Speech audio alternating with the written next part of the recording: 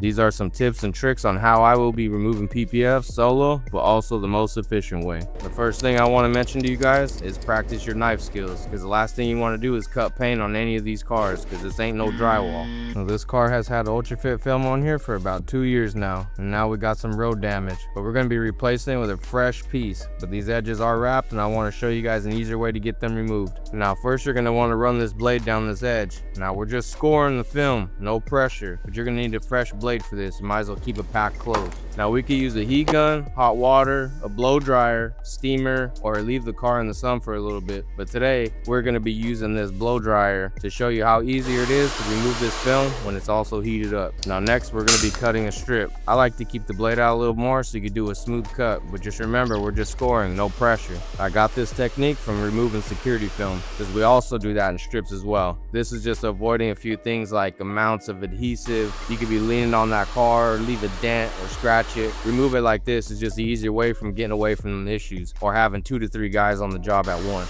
Now let me wipe it and show you guys that there's 0 cut marks. That's why it's important to practice, practice, practice. And just remember, too much pressure will always tell on you. I hope this video helps a lot of you guys out. But now that we have this full hood removed, what do you guys think next? That ULTRAFIT carbon, forged carbon, or should we go full body color change? I'm Anthony Magana. You can follow me on IG at PPF_Tonin for more tips, tricks, and my advanced techniques.